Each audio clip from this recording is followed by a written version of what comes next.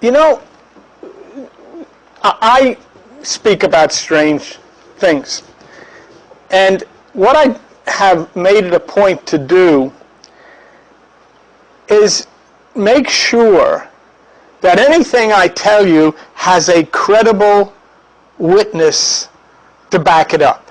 I mean, I have placed my confidence for the existence of so many of these strange things in people who have earned scientific respect because of what they have accomplished.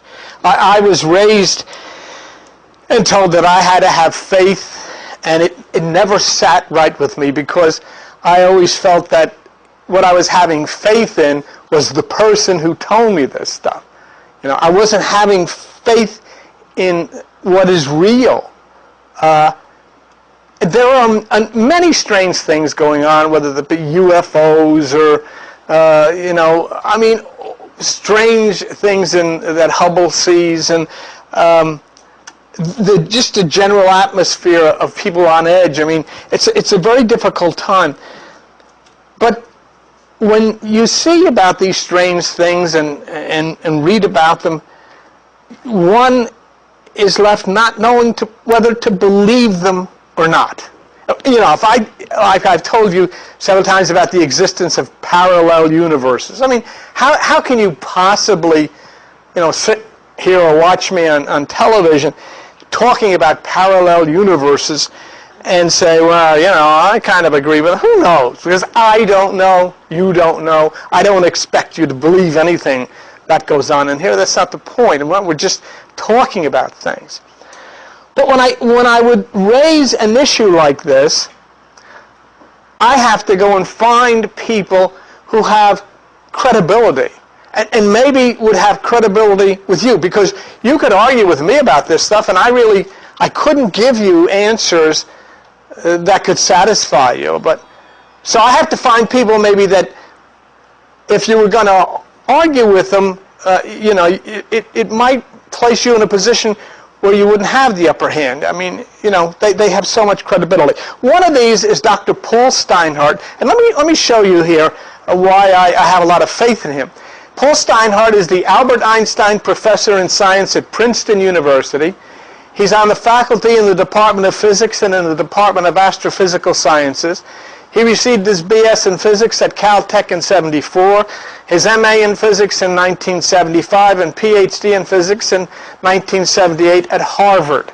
He was a junior fellow in the Harvard Society of Fellows from 1978 to 81, and on the faculty of the Department of Physics and Astronomy at the University of Pennsylvania from 1991 to 1998, where he was Mary Amanda Ward Professor from 89 to 98. He is a fellow in the American Physical Society and member of the National Academy of Sciences. In 2002, he received the PAM Direct Medal from the International Center for Theoretical Physics. I think it qualifies him. And this is what he says. Parallel universes really do exist, and they are much stranger than even the science fiction writers dared to imagine. So, I mean, all I can say then is call them up. Argue with them. You can't come to me because I'm basing what I say on his work and the work of others who have, academic credibility in what they say. All I'm doing up here is trying to put you onto the people who have said these things. See? Now, why should I believe religious people and not believe him? It doesn't make any sense to me. Am I going to stand here next to Pat Robertson and say, oh gosh, I wonder who's right? It's ridiculous. Let me show you another one, that scientist that I study very closely. His name is David Deutsch. David Deutsch, born 1953 in Haifa, Israel, is a physicist at the University of Oxford. He is a non-stipendiary visiting professor in the Department of Atomic and Laser Physics at the Center for Quantum Computation, Clarendon Laboratory. He was awarded the Dirac Prize of the Institute of Physics in 1998 and the Edge of Computation Science Prize in 2005. The Fabric of Reality was shortlisted for the Rome Pulling Science Book Award. He wrote that.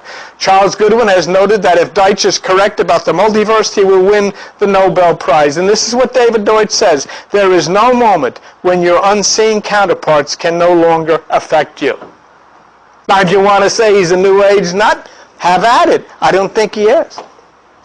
I mean, you can't accomplish what these people have accomplished without knowing something that the rest of us don't know.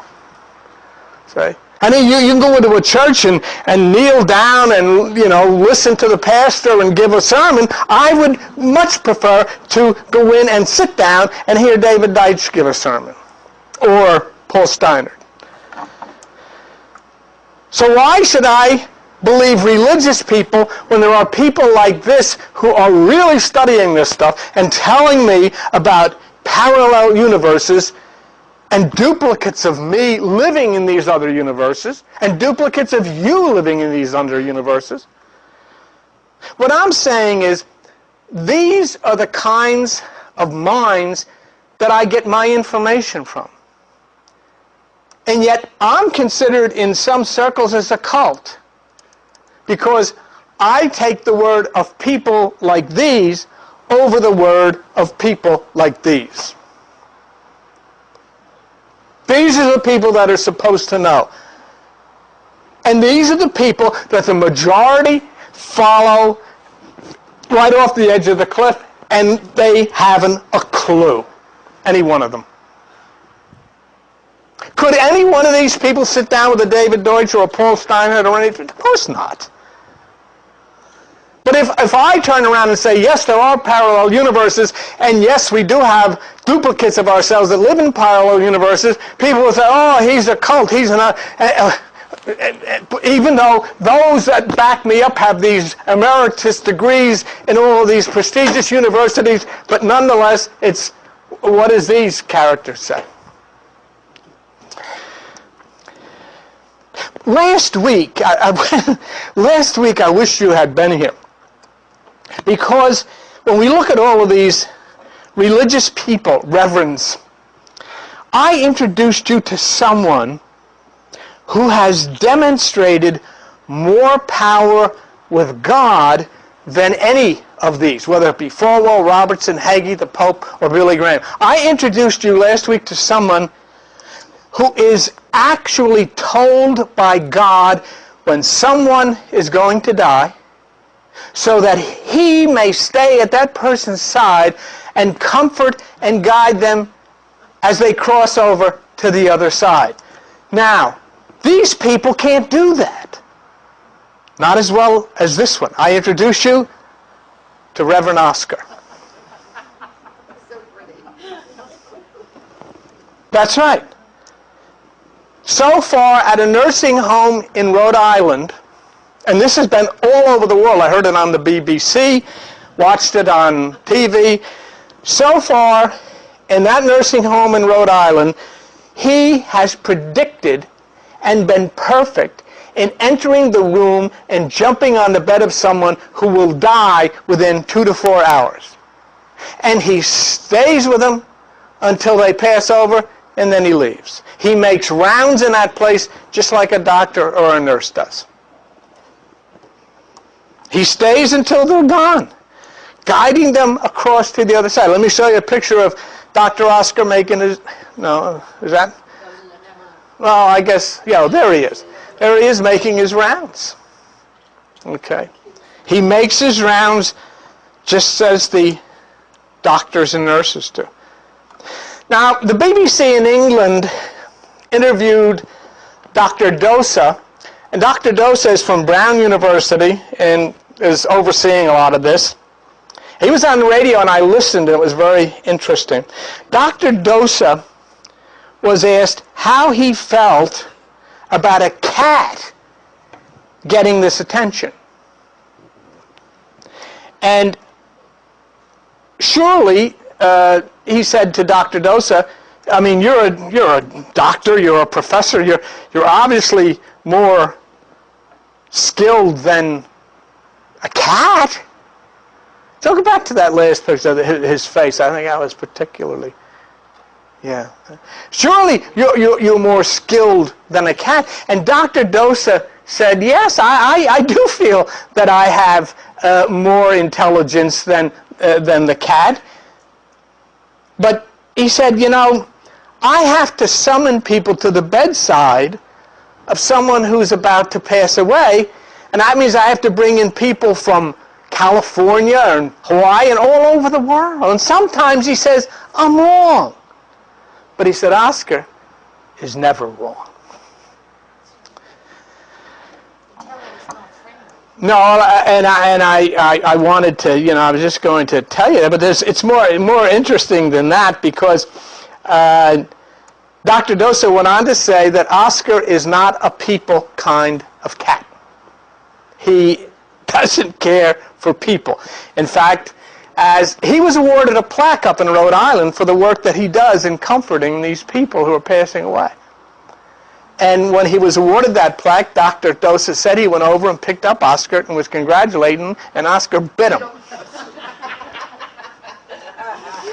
So Dr. Dosa said, he really doesn't have time for this stuff. He's got work to do, and in here, he's not fooling around.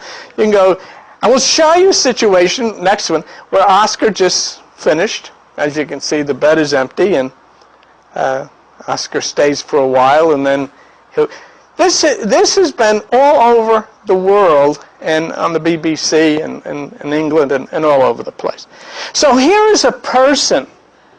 Now, I can't say, here's a cat, you know, because that doesn't make it in my head. It's got to be a person in there of some kind, with a cat body, who knows when people are about to die, and who will go up and curl in the bed and lie next to them until they do. And he is always right on the money, and it's always within 2 to 4 hours. And then when they leave, he leaves. They said one interesting time, they said it was, the Dr. Dosa said 2 people were dying at the exact same time.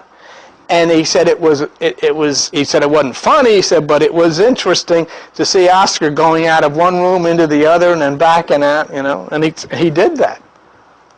So it's an amazing thing. But here is someone who has a spiritual knowledge far beyond the religious leaders of all denominations, regardless of what denomination they may be, Jewish, Christian, Muslim, whatever, Hindu, Buddhist, doesn't make any difference. None of them could get near to what he's able to do.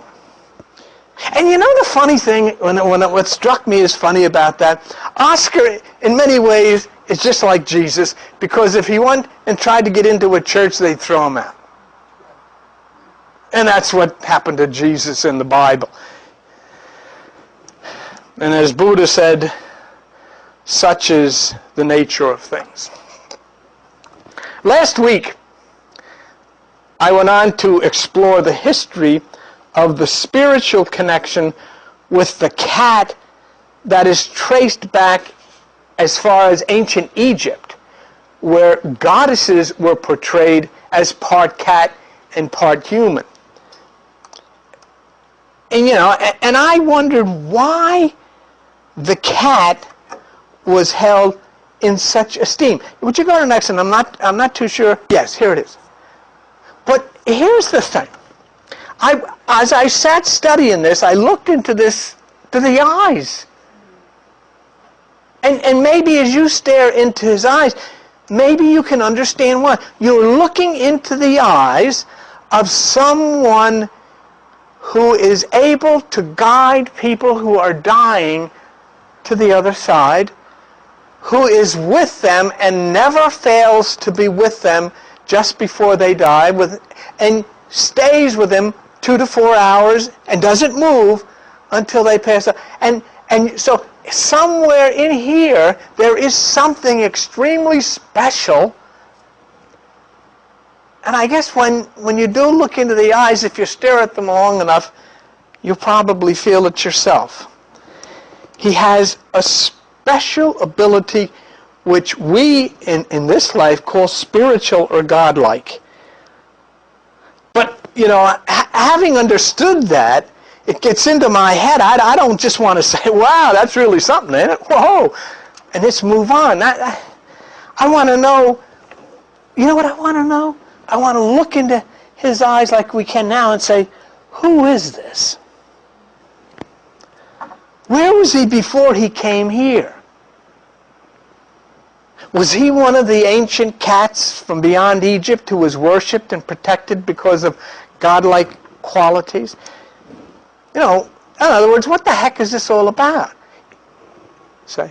So far, you've sat here for a few minutes, and I've showed you a couple of my sources, and I've given you their credentials, and then I've showed you this story, which is a true story, which has been all over the news and all over the television and all over the world, of something very, very special, very wonderful.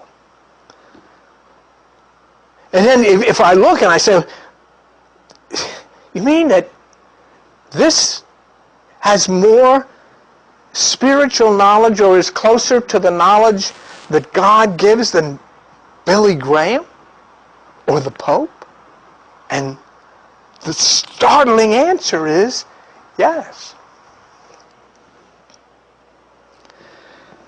And I guess when we see something like this, the shock of it is suddenly we are forced to shut down our attention to the religious leaders who are so far removed from the reality of what existence is and what is truly happening before our eyes. Let me leave that on for a little bit. I think it's something special. So what is reality? When you look at this and you see the doctors, and Dr. Dose is a prestigious professor at Brown University up in New England who has been interviewed all over and talking about this, and who admits with all of his degrees and medical credentials that he's not as good at this as Oscar. Reality, then, is what is real is not the lunacy that, comes down on us from the politicians or the pastors, but rather looking into the eyes of this cat who knows something that the rest of us continually try to guess at. A professor with all of these medical degrees, with all of this experience, has to say on a radio program that is broadcast all over the world, I can't do the service to the dying as well as the cat. That's amazing. And when Paul Steinhardt, the emeritus professor at Einstein University, says parallel universes really do exist, when David Deitch of Oxford and Max Tegmark of MIT says that living in those parallel universes are copies of us, what do you want to do? Do you just want to say, well, I don't believe that stuff. Why don't you? And the reason you don't believe that stuff is because you have been trained by the religious ones who don't know. But here's the interesting part. In the parallel universe is not a twin of you, is not a copy of you, but it's you.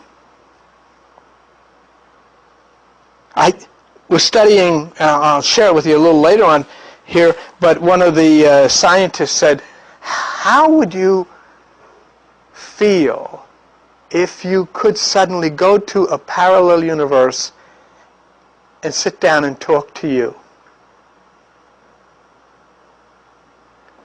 One end of the table is you. The other end of the table is you. What would you say to you? And as weird and as wild as that seems, That's what Steinhardt and these others say actually is real. I'm going to show you we've seen this before. I want to show you the comment of Max Tegmark from the Massachusetts Institute of Technology. He said, there are infinitely many other inhabited planets, including not just one, but infinitely many, that have people with the same appearance, name, and memories as you, who play out every possible permutation, which means combination of options, of your life choices. And you have no clue that this is really the way things are, but it is. David Deutsch again. This is what David Deutsch says from Oxford University. Our twins in parallel universes are just as real as we are, says David. The notion that our world is somehow more real is derived not from experience, since each world seems equally real to its inhabitants, nor from quantum mechanics. In an absolute sense, there are no splits at all, and no moment when your unseen counterparts can no longer affect you. Because they are you.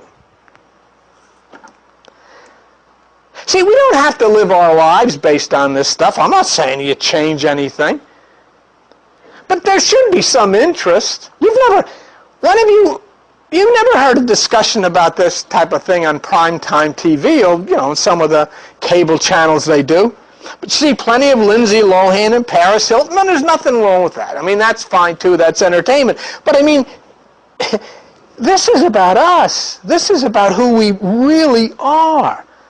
And these scientists are not basing their statements on opinions or gut feelings. This is based on quantum computation that says these things are real.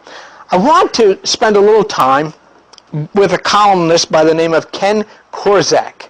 Ken Korczak. And he wrote up some comments about this idea, and I want to share them with you. And this is what he says. What if you had an identical twin? Okay. What if you had 10 identical twins? 1,000,000. What if all of these others were more than just twins in the sibling sense? What if these others were literally you, yet living independently in their own world or universe? Astonishing as it may seem, this may actually be the case. There may be millions, billions, and in fact an infinite number of alternate universes stacked like so much Tupperware within our own universe. Let's go to the next one, what he says. In each of these other universes lives another you. And you see, now, right away, remember something. You're going to be inclined to say, that's a lot of BS. But remember, you're going to say it's a lot of BS because of what you've been taught by the religious ones who are truly a lot of BS, okay? In each of these other universes lives another you leading a full and very real life, just like your own life. Some of these other universes are very close to our own and are almost identical except for minor differences. Others are further removed, and the differences increase as the distance from our own increases. The concept is not a new one. In fact, the idea that other invisible worlds exist in proximity to our own are nearly as old as human beings. Other worlds is one of the oldest and most frequently used ideas in speculative literature and legend. And of course, that is part of it too, literature and legend, which is the basis of our existence because it's the Bible and all of these mysterious things that we are taught are true, but we're not hearing from credible people who have tried and who have been able to accomplish documentation and proof through testing of whatever kind. Let's go on.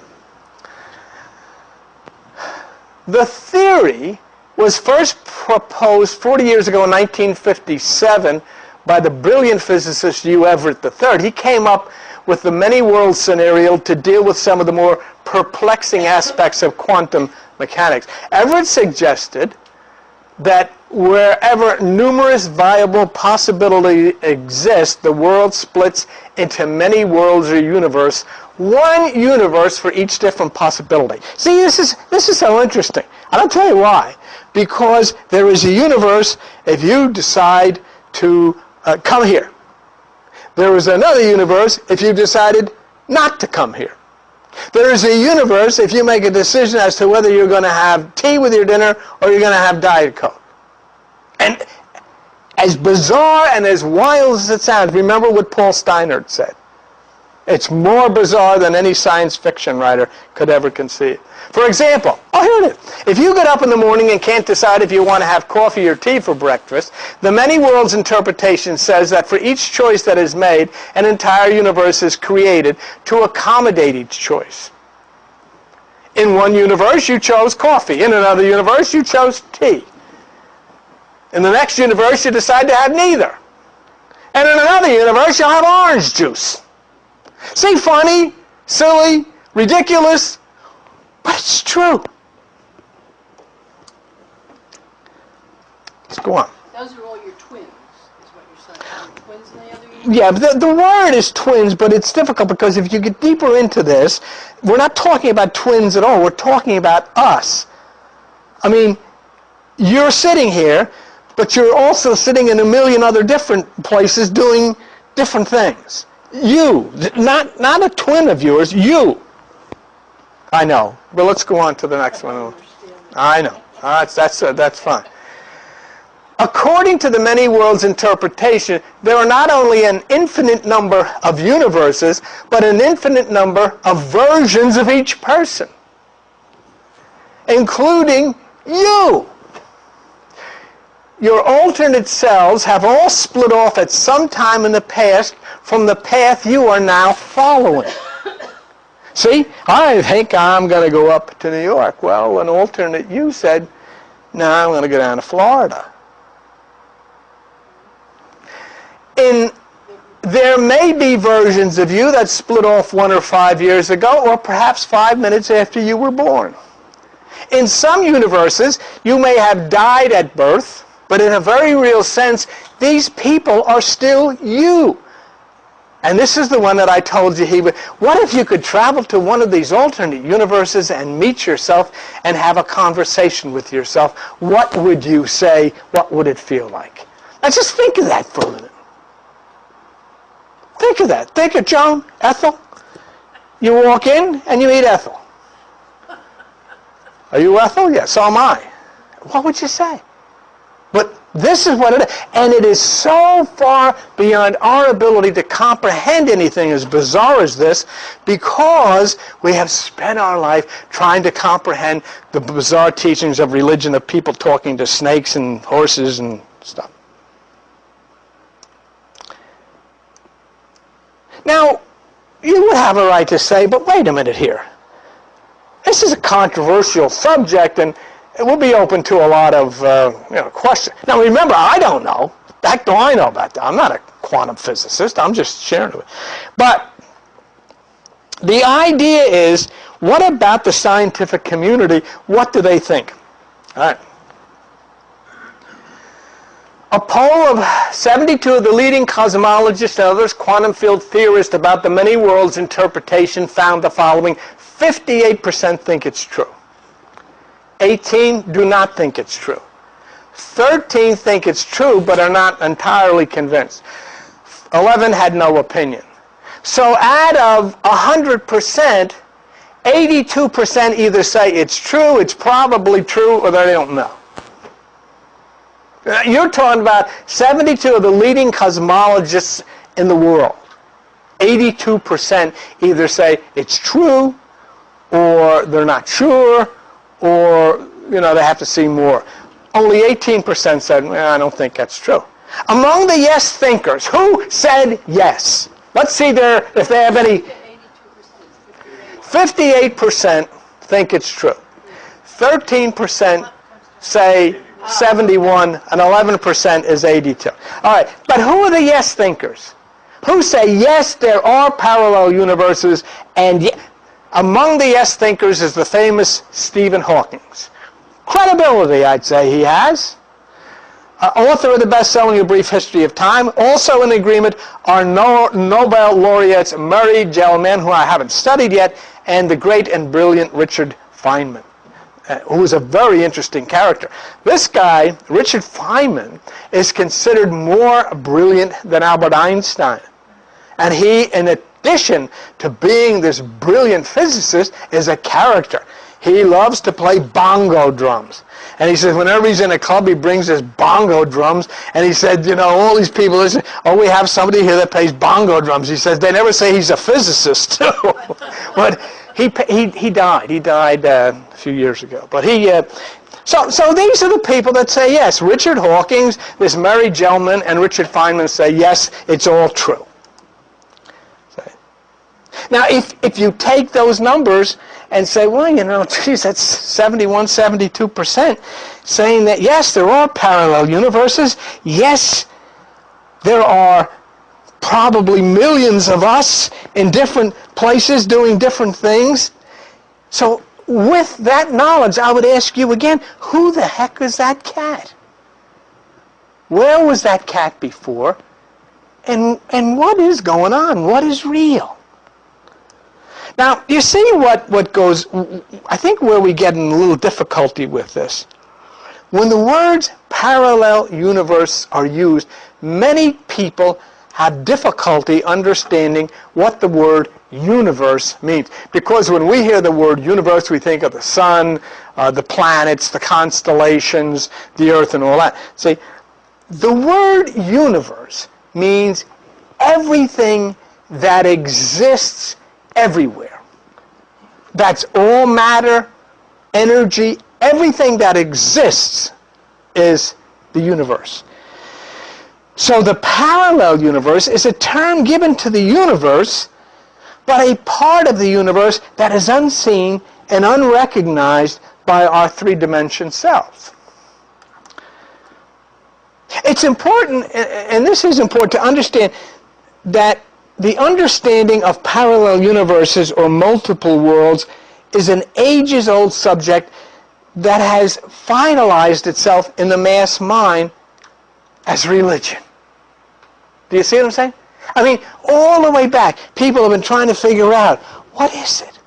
You know, where do we go? Where did we come from? What goes on? Is there anything else? And all of this stuff. And we were always told, as we were raised in different religions, of the existence of people and amazing things located. And we had to create them, didn't we? We had to create somebody named God. You know, and the word God is just a play on the word good. We had to create the devil, which is a play on the word evil. And then we created places like heaven and hell because we couldn't explain this to anybody. So we made it all up. And when you make things up and you give them to enough people, after a while it becomes the truth. Tradition, if I was right. Yeah, and that's what it is. It's tradition. It's the truth. Why? Because that's why. My mother or father were raised that way. I'm raised that way. Why? Why? Because. In other words, religion is nothing more than a silly interpretation of quantum mechanics. Okay. The invisible things that we know about, we make up stories as to what they are, instead of listening to the people who know. It's very difficult for the average person to understand quantum mechanics. I mean, I'll be honest with you. I think I have a fairly good mind, but I can't. I get into reading it, I can't understand it. So I look for as many people with these skills to try to make it as uncomplicated as possible, but it's still extremely complicated. You can get an idea of what the subatomic elements are, but because of the uncertain nature of the subatomic and because of the uncertain nature of the quantum, it's assessed from a position of probability rather than certitude. See? In other words, you reach a conclusion that because this happens, probably that happens. You can't be certain. There's an interesting book available, and I would recommend this. And I'm not selling books here. Don't get me wrong. I'm not. But there is an interesting book that you can get your hands on that will give you a pretty good understanding of quantum mechanics and quantum physics. And you really should, because this is your life now. It's going to become more and more a part of your life. And this is the book that you understand how scientists can discuss parallel universes and multiple evidences of you and us existing in them. And the book is called this. The book is called The Dancing Woolly Masters, and it's written by a guy named Gary Zukav. Gary Zukav writes a brilliant book for the average person. You know, he should rename it Quantum Physics for Dummies, because this is basically what it is. But if you're interested in this field, you really should be, because it involves where your life originates. Then I would suggest this book, because it can give you a basic concept without totally losing you among the quarks and observations and collapses and waves and particles and all this stuff. There is a description of the book content from Wikipedia, and this is why I would recommend it to you.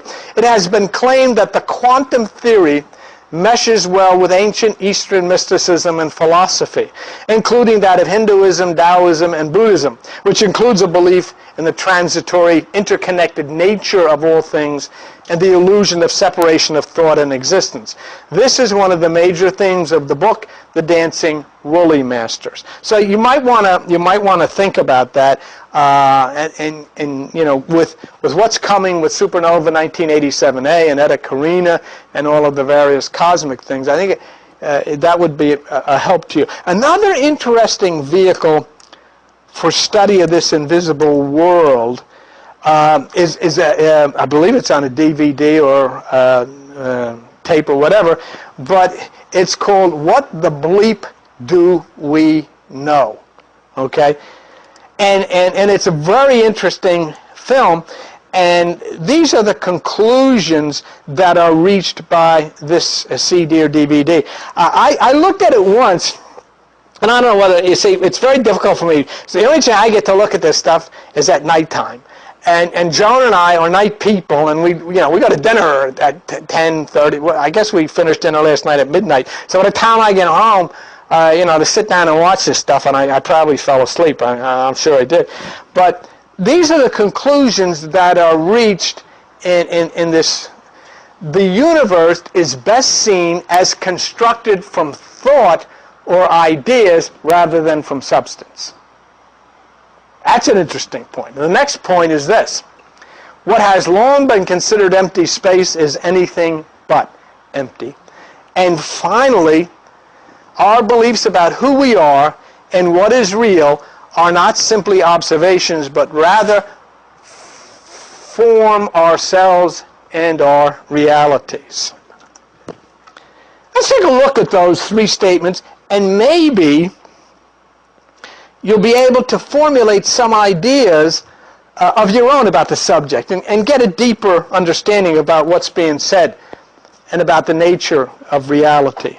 Let's take a look at that first one. The universe is best seen as constructed from thought or ideas rather than from substance. Here's where we run into a reality that's impossible to refute. We walk into a room, like you walked into this room, and you look at all the furnishings, you look at all the electrical devices, and you say, wow, this is really great. But what's being said there is we never consider that everything that you are looking at right now, as far as the material things are concerned, was originally a thought in a subatomic, invisible realm that it was made into a material object based on the detail of that thought. Do you know what I'm saying to you?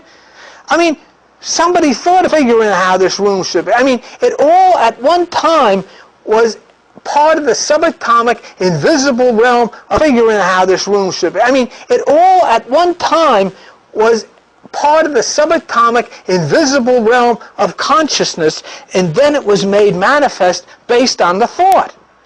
Okay? And it's the creator of that object. Now this is where it gets good. It's the creator of the chair you're sitting in, learned the technique from a teacher or another person, okay, then indeed that thought that made that chair come into reality came from a parallel mind universe to another parallel mind universe and was brought into physical reality. Oh, I got a good idea from, where'd you get this from? Well, Charlie was talking about it, and it's a pretty good idea. His mind universe, which is filled with all these thoughts, entered your mind universe, and in this subatomic realm where all of these things, hibernate and dwell and we manifested out of that the chair. So in other words, the person sitting next to you, if there is someone sitting next to you, is a parallel universe, and when that person gives you an idea, it becomes yours, but it may have had its inception in 100 other parallel universes before it ever reached you. Did you ever hear of Democritus? Democritus of ancient Greece was an interesting person, and he received thought transference from somewhere and poured it out. So it went from one parallel mind to another until it finally caught up with us. Let me show you Democritus. That's a picture of somebody who thinks, well, Democritus was a pre-Socratic Greek philosopher born in Abdera in Thrace. Democritus was a student of Leucippus and co-originator of the belief that all matter is made up of various imperishable, indivisible elements which he called atoma. Atoms. Okay? Or indivisible or invisible units, from which we get the English word atom. It is virtually impossible to tell which of these ideas were unique to Democritus and which are attributable to Leucippus. So the point that I'm trying to convey here is that Democritus was teaching about atoms and electrons and the force and power inherent in them in ancient times. So when that atomic bomb exploded in Hiroshima as a physical reality, it was actually a thought that had originated beyond the ancient times of Democritus and moved from one mind universe to another parallel mind universe until finally the terrible explosion happened. See? But he knew about it thousands and thousands of years ago, and then the parallel mind universe. So in the same way that a parallel mind universe works, the parallel universe works. The parallel mind universe being the microcosm or the small, and the parallel universe being the macrocosm of the large. So all of what we have and all of what we see came out of the quantum world. It came from the invisible. The invisible realm of the subatomic, where our personality, our loves, our fears, our hates, our aspirations, our personality resides. Let's look at the next concept of what the bleep.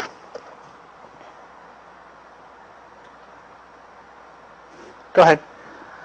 The second concept, what has long been considered empty space, is anything but empty. We know that there are things that exist in the spectrum of light that we can't see. There's an invisible gamma rays, X-rays, they're there. But they're invisible, but they're there. Things exist in frequencies that we're not on, and therefore we can't see. If you want to see a movie on HBO, you have to turn your television tuner to that frequency.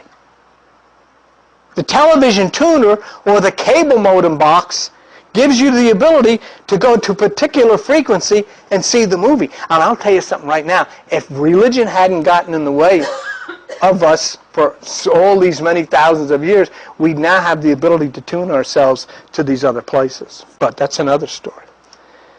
movies, cell phone conversations, electronic activity, and all types is moving through this room. You've got buffaloes running through here. You've got baseball players swinging bats here. You've got all of this stuff going on. People are making love. Some people don't have any clothes on. Oh, it's terrible. Right here on top of you where you're sitting, all of this is going on, and you haven't a clue.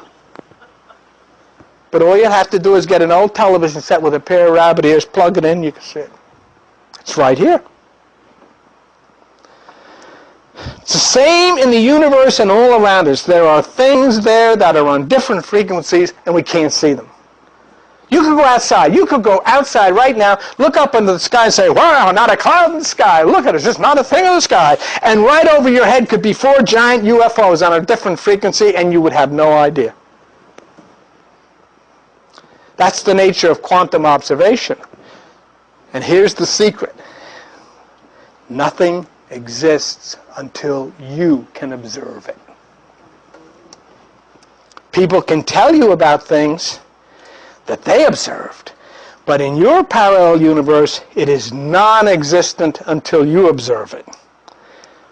And things are not three-dimensional physical realities that travel through this room. You know, the baseball player in here, the horse running through here, the plane flying through here. They're not three-dimensional realities. They're in the form of radio frequencies until we're able to see the source of the transmission. Now, let me tell you, it could be that right this minute while you're sitting here, Katie Couric is in this room giving the news. Right in the middle of this room, Katie Couric is giving the news. If we get a television set, we can see the radio frequency, and so we can see the picture and prove that she is here.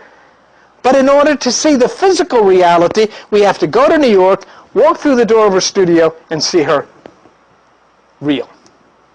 So everything that we see basically is a form of an illusion. And yeah, oh, I'm here, and yes, all of this stuff is here. It's perfectly, but our eyes depend on light providing our eye with the image. And actually, when you're actually getting the image of me, I'm upside down. See? I am actually upside down. Everything you see is upside down, and then it travels along electrical circuits which change it, and it becomes right side up when it hits the brain. But this is the way it is. So we're seeing everything that we see as a frequency of light particles and electrical transmission. It's really great stuff. It really is. And finally, our beliefs about who we are and what is real are not simply observations, but rather form ourselves and our realities. You see this, did you ever watch the Oprah Winfrey? You see this book that came out recently and was advertised on the Oprah Winfrey show called The Secret. What it said is that you create your own reality. Well, that is true. You do. But the problem is that the book took a left turn on reality and tried to sell the idea that if you believe that you're going to get a lot of money and stuff, you'll get it. That's not true. Okay? That they were saying that your thoughts, if positively directed, will make this money come. It's not true. See, the basis of you creating your reality is simply that when you come out of the womb of your mother and have been trained in the family values, the religion, the government, the education, and business, you then to begin to act out your thoughts, and reality in a physical sense occurs. My father always wanted me to be a lawyer, and I'm a lawyer. Well, whose reality was that, yours or his? My thoughts, I'm going to tell you a little stuff about myself.